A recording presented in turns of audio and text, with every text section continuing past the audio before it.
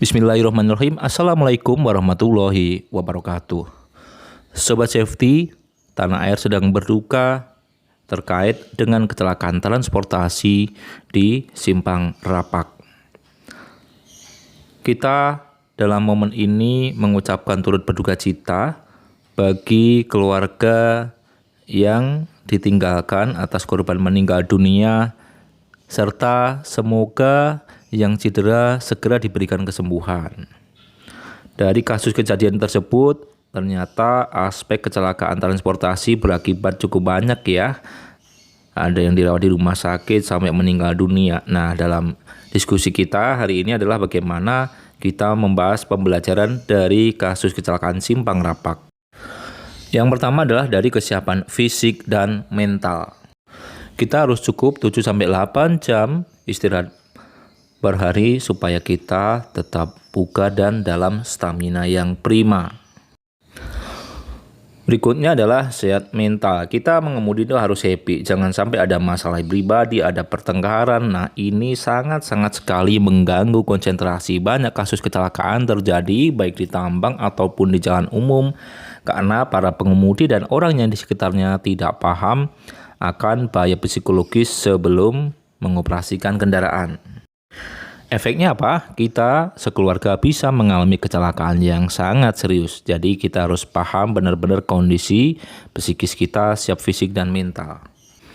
Nah, berikutnya kaitannya dengan kondisi kita apabila sakit batuk misalkan atau juga flu, ini kita harus paham dan bijak bagaimana mengkonsumsi obat. Sebaiknya konsultasikan kepada dokter. Kalau minum obat yang kita beli obat bebas, kita harus pahami aturan pakainya. Jangan sampai kita nggak tahu ya, ternyata ada obat flu atau obat batuk ini yang bisa berefek mengantuk. Nah, ini sangat membahayakan keselamatan saat kita konsumsi sebelum mengemudi. Tips yang kedua adalah kesiapan kendaraan. Nah, kendaraan yang prima akan mendukung kelancaran aktivitas kita traveling dimanapun kita berada, baik urusan keluarga, pribadi, atau urusan bisnis dan juga pekerjaan. Tugas kita harus cek kendaraan, baik pribadi atau kendaraan untuk pekerjaan, di item-item kritis ya, seperti brake, safety belt, steering, lampu-lampu, dan beberapa item kritis lainnya. Gunakan checklist supaya tidak lupa ya.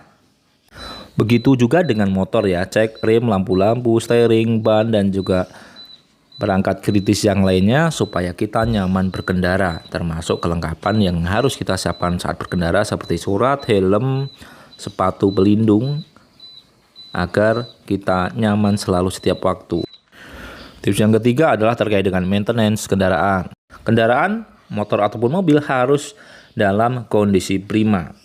Servislah ke bengkel terpercaya atau dealer resmi dalam rentang waktu berkala, misalkan per 5.000 km, ada servis besar atau sesuai dengan petunjuk pabrikan. Termasuk juga motor ya, ganti oli, cek kekencangan rantai, cek fungsi brake, semuanya harus selalu kondisi normal dan bekerja dengan baik. Nah, berikutnya adalah terkait dengan kondisi emergensi yang bisa muncul sewaktu-waktu. Nah, kondisi yang bisa muncul antara lain kebakaran, steering abnormal, masuk di tempat banjir, rem tidak berfungsi, dan beberapa kondisi yang lainnya. Kita harus siaga dan antisipasi terkait dengan hal ini. Tipsnya adalah baca buku manual book penanganan darurat sesuai dengan jenis mobil dan rekomendasi pabrikan, serta hubungi bengkel resmi dan bengkel langganan kita. Dan juga jangan lupa simpan nomor telepon darurat saat perjalanan di handphone Anda terkait dengan pemadam, kepolisian, rumah sakit, atau pos-pos emergensi yang lain yang terkait. Bagaimana sih tips-tips antisipasi kondisi darurat tersebut?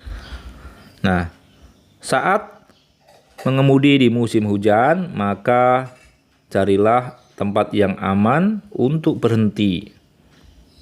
Jangan menepi di tempat yang sepi untuk menghindari risiko kriminalitas ini untuk motor ya, seperti gendam atau kasus kriminalitas yang lainnya. Berhenti di tempat yang aman untuk berteduh supaya kita tidak tersambar petir.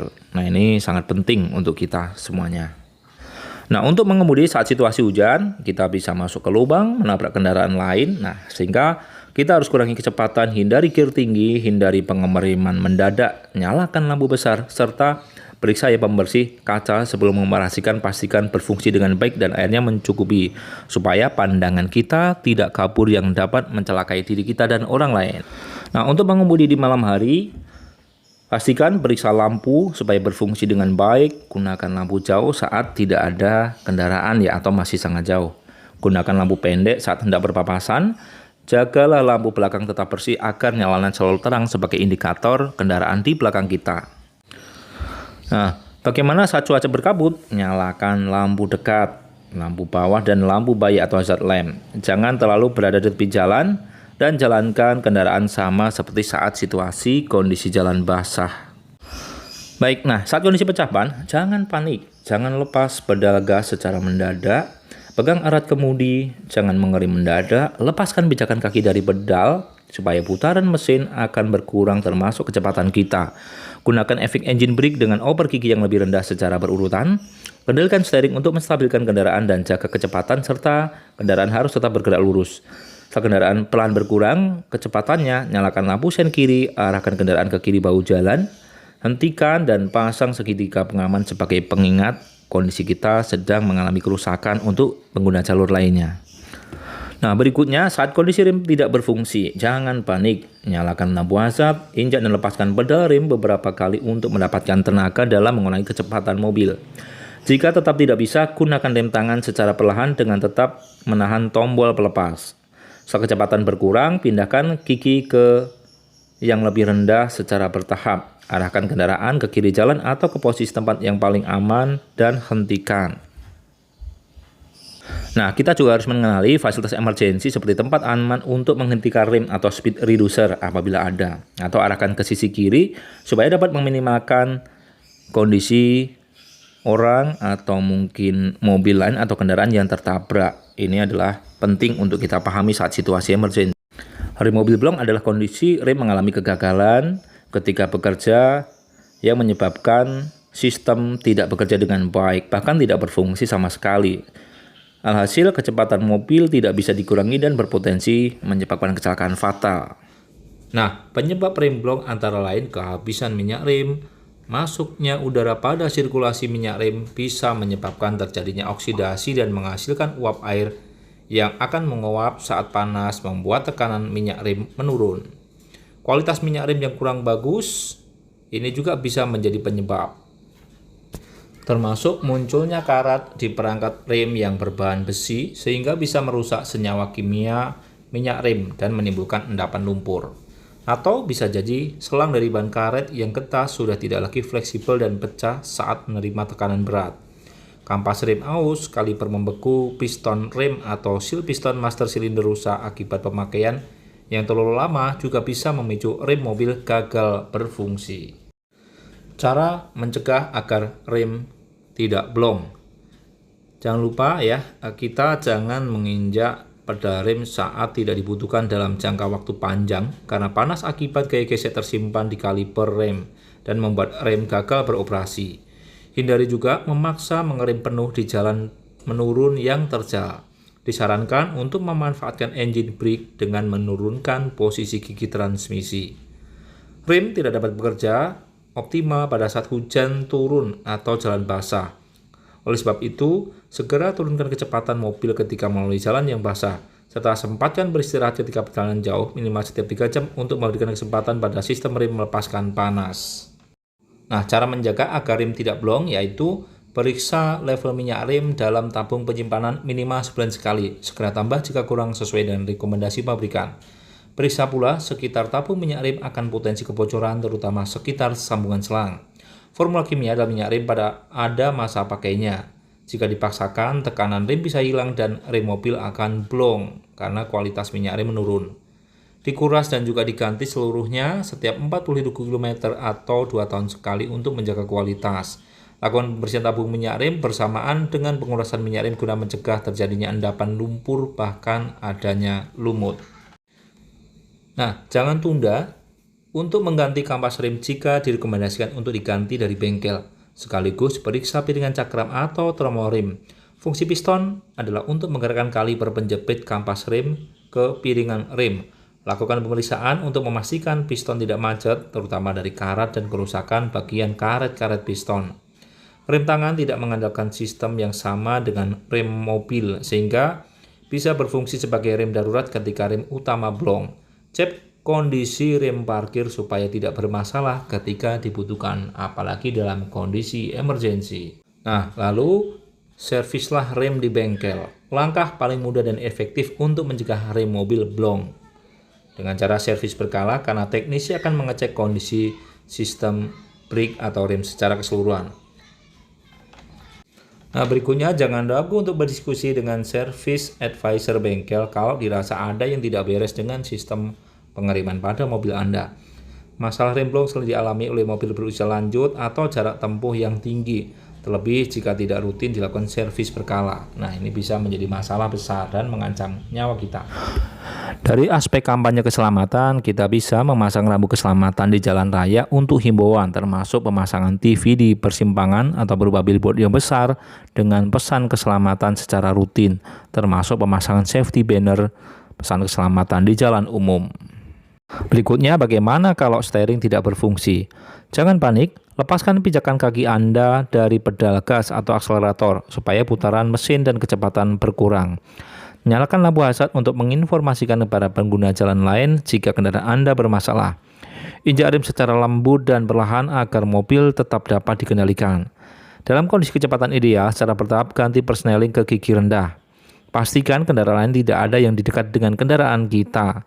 Hentikan kendaraan dan minta bantuan untuk dipinggirkan ke tempat aman. Aktifkan parking brake dan pasang segitiga pengaman untuk peringatan pengguna jalan lainnya. Lalu hubungi bengkel terdekat. Berikutnya, jika pedal gas atau akselerator terkunci, jangan panik, nyalakan lampu hazard untuk menginformasikan pengguna lain jika kendaraan kita bermasalah. Tetap fokus dan konsentrasi mengendalikan kendaraan, lepas pijakan kaki Anda dari pedal gas, namun bila tidak berubah atau posisinya ngunci alias ngelok, injak rem secara perlahan sampai kecepatan kendaraan berkurang. Pindahkan tuas persneling ke posisi netral sehingga gas atau akselerator tidak mempengaruhi kecepatan kendaraan kita. Lanjutkan pengereman secara perlahan dan bertahap, lalu pinggirkan kendaraan ke tempat aman. Aktifkan lem parkir atau parking brake, pasang segitiga pengaman dan hubungi bengkel terdekat. Nah, berikutnya melintasi genangan air. Bagaimana caranya? Turun dan periksa ketinggian permukaan air yang akan dilintasi, sesuaikan dengan kemampuan kendaraan. Cek genangan air dari beberapa sisi untuk memastikan kendaraan aman dari risiko terseret arus. Jika 4 WD, posisikan tuas transfer 4L. Jika untuk kendaraan manual, aktifkan tuas transmisi pada gigi 1 atau L pada transmisi matic. Pertahankan putaran mesin, gunakan momentum seoptimal mungkin. Jangan menginjak setengah kopling atau menggantung. Gunakan kecepatan rendah dan gerakan perlahan agar air tidak menjadi penghalang di depan kendaraan. Jika genangan air tidak aman dilintasi, carilah jalur alternatif lain yang lebih aman. Jika terjadi kebakaran pada mobil, kalau apinya kecil, berhentilah di tempat yang aman, matikan engine, ambillah APA dan arahkan APAR ke sumber api. Tapi jika tidak mampu memadamkan karena sudah besar, menjauhlah ke tempat yang aman, hubungi petugas pemadam kebakaran terdekat. Beberapa hal kelengkapan emergency yang bisa kita siapkan di mobil antara lain APAR, kotak P3K, pompa angin, kunci motor ya kalau pakai motor dan kunci mobil, segitiga pengaman, charger baterai dan juga seling penarik. Perlengkapan ini sangat membantu kita saat situasi kondisi darurat. Berikutnya adalah tentang kompetensi atau pelatihan. Sobat safety, Anda tidak cukup dengan SIM saja. Kita bisa kursus dengan safety driving tentang teori dan dasar-dasar keselamatan mengemudi dan lalu lintas. Termasuk juga bisa mengikuti pelatihan defensive driving. Di sana akan diajarkan bagaimana tentang perilaku, persepsi, teknik penanganan darurat saat berkendara agar kita bisa mengendalikan diri saat situasi darurat. Yang keenam adalah perilaku saat mengemudi. Aturan dasar keselamatan selama mengemudi antara lain patuhi batas kecepatan, rambu-rambu, tidak melanggar lampu merah, mematuhi aturan jalur kendaraan dan pahami peruntukan jalur kendaraan baik motor ataupun mobil beserta jam operasional kendaraan. Dalam situasi apapun itu di mobil, misalkan kita berkendara, setiap penumpang termasuk juga driver atau pengemudi ini wajib mengenakan safety belt dan harus bertanggung jawab pada penumpangnya. Nah, kita pun terkait dengan lingkungan harus peka ya. Konsentrasilah ke depan saat mengemudi. Perhatikan lingkungan sekitar kita dengan menengok spion kanan kiri untuk motor dan juga spion tengah ya, plus-plusnya untuk mobil.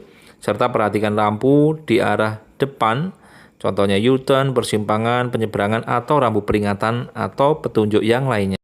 Berikutnya, dari Undang-Undang Lalu Lintas Nomor 22 Tahun 2009 di pasal 106 ayat 1 bahwa setiap orang yang mengemudikan kendaraan bermotor wajib mengemudikannya dengan wajar dan penuh konsentrasi. Poin ini adalah bagaimana kita penuh perhatian, tidak terganggu perhatian karena sakit, lelah, mengantuk, ataupun juga menggunakan telepon atau nonton TV. Larangan selama mengemudi antara lain aktivitas yang mengganggu konsentrasi seperti menggunakan handphone, mengambil barang jatuh, melanggar aturan lalu lintas, membahayakan pengemudi lain termasuk di bawah pengaruh alkohol dan narkoba.